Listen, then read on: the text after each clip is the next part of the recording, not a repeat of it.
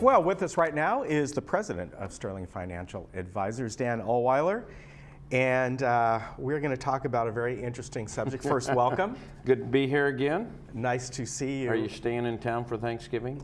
We are. Oh, good. Yeah. Well, Good. actually, we're going to see the in-laws, but they live in Murrieta. So, Okay. yeah. Not What too about bad. you? We're actually, my folks are 93, 92 Wow. this year, so we're going to head up there. There's not probably too many more years that they're going to Right. be around, so we're going to head up to St. George, Utah and visit them up there. So Wow. Well, are you flying out that day, or? actually, we're probably driving Wednesday morning. Okay. You know, All right. so Get out of town before that before the traffic. traffic hits, yeah. So. All right.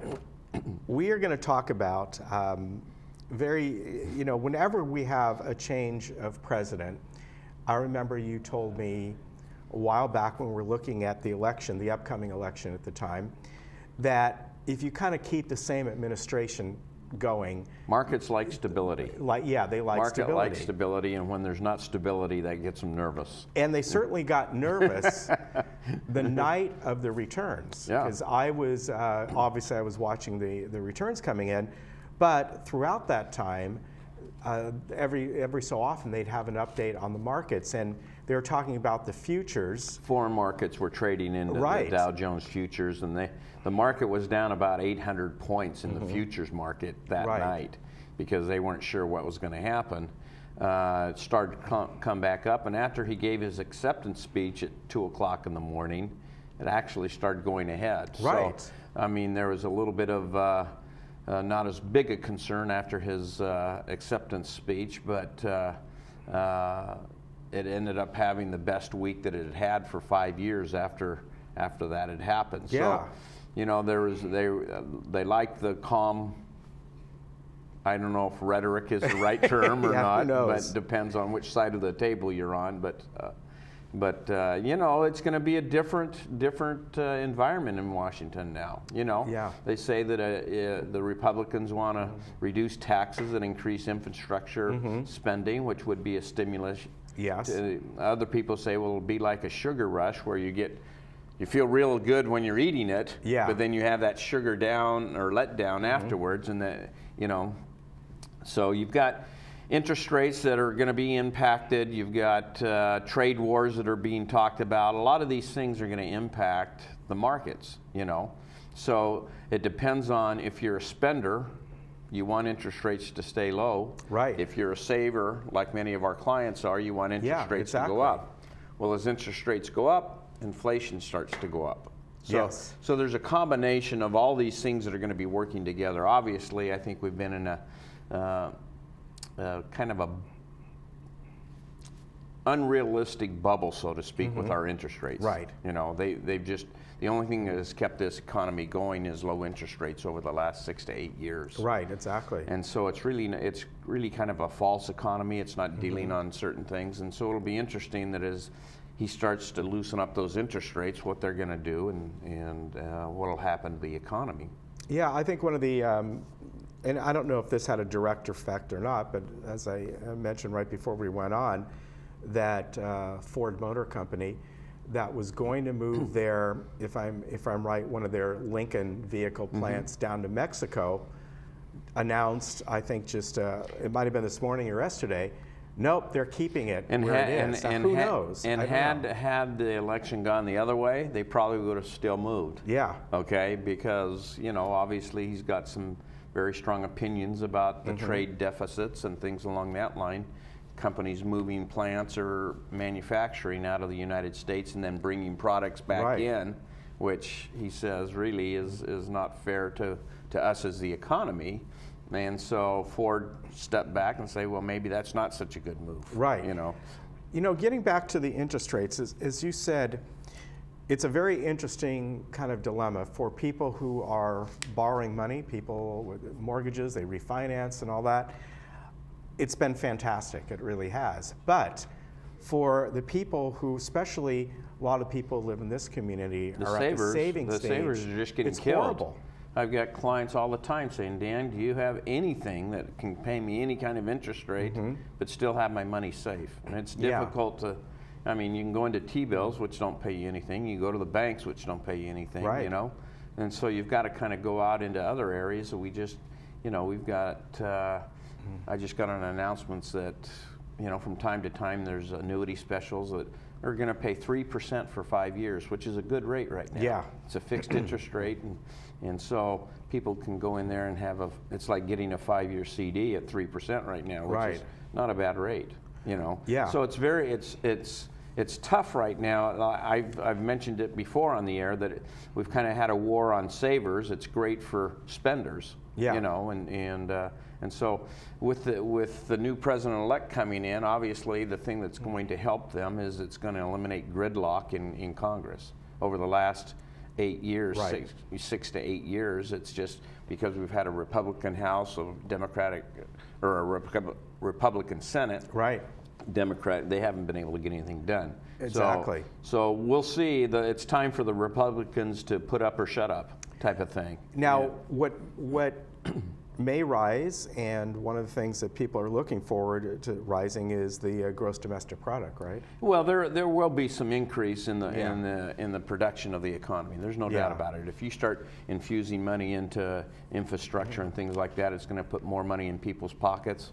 We're going to have lower taxes supposedly, and that will increase the gross domestic product here, which has been fairly low over the last 6 to 8 years, and so there is going to, again, it's whether or not it's that sugar rush. We're going to have a big increase for the first year or two, but then what happens? Do we fall back into a recession? Does it keep going? Those types of things. So nobody can know. If I knew what was going to happen, I'd be on the Bahamas sipping Mai Tais, type of thing. Exactly. But nobody knows, and so the stock market does not like high interest rates because that affects business borrowing and things like that. Doesn't like inflation, okay? And so all of those things are going to come into play, and we won't know until it starts to happen. But although economists in the Wall Street Journal estimated they're re-estimating their economic growth over the next year or two, and they all said that it should be going up. Okay, I think they had an estimate of 1.5, and now they're looking at 2.5% or something that they think might take place. Yeah, and the interesting thing is, and the question that I want to ask is, obviously, the speculation part is something that it's the word speculation. It's hard. We don't know. You mentioned how this new annuity is paying 3%, which if you looked at that years and years ago, you'd be going like, "What is that now?" It's like, wow. You're right. And well, do you think you might get people that are hesitant saying, "Well, you know what? That could go up to 5% in 2 years." Yeah. You tell me what's going to happen, Ken. I'll tell you what to do. You just don't know. You don't. Okay. So I should have bought in Orange County real estate 20 years ago. Right. You just don't know. And so we can't say what might happen. What happens a lot of times is people become paralyzed because they don't want to make a decision because what might happen. Right. Okay, and so they don't make a decision, and so they stay in the same situation they've been for years because of what might happen. Okay? Exactly. And so I would submit that it's kind of like people say, well, Dan, let me think about it, or let me do this, and I say, well, if you went to the doctors and you had your annual physical and you came back and said, everything is great, Ken, and I think you're doing great. I'm a little bit concerned about this lump in your neck. And you go home and say, let me think about it. Yeah. You want to find out what's wrong, right. And you want to take action. Exactly. Well, when people think about it, they never make decisions, and sometimes they become frozen or can't make decisions because of what might happen. Yeah, exactly. And so, my challenge is to get people to make decisions based upon current law, and as those things change, then we make changes in our overall plan. But to do nothing and leave money sitting in the bank where you're earning 0.25% doesn't seem to make sense right now. But yeah, and again, the way you kind of talked about the interest rate, let's just say they do go up, and Wall Street doesn't generally like that, but then they probably are going to like the fact that you might see lower corporate taxes and keeping jobs here. That's the key. Okay. Yeah. Generally, we ought to be at I don't know, I would say in the 4 to 6% interest rate range. Right, right. It's just been an artificial low that the feds have kept it low. And it'll be interesting to see under the next administration whether or not they'll loosen that up. let them raise interest rates, and yeah, it'll probably hurt because we've got, I saw something where they estimated that if interest rates went up 0.25%, the prime rate went up 0.25%, it would increase our debt servicing by $400 billion a year. Wow.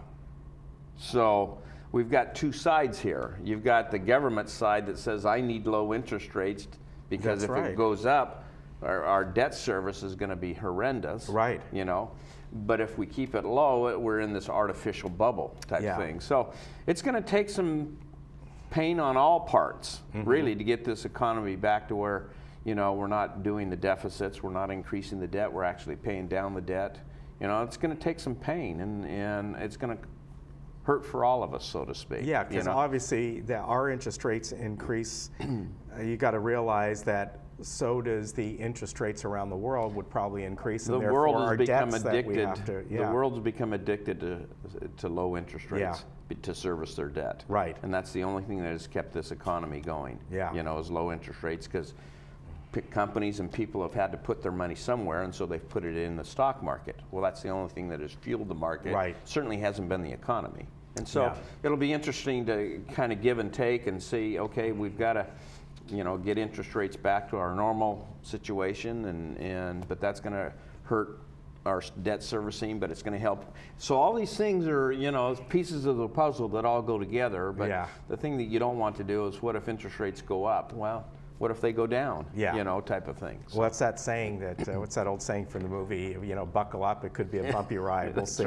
Right. Dan, always good to see you. Hey, good to see you, Ken. You take care. All right. Hey, have a great Thanksgiving to your too. family. You too, and we'll be back. All right. So have a safe trip Okay. driving up there, All and right. maybe you'll get a nice little snow once you get up there. Make it look And pretty. if anybody wants to sit down and chat, we'll be happy to do that. Definitely. Sterling Financial Advisors, thank you so much. All right. All right. Good to be here. We'll be right back.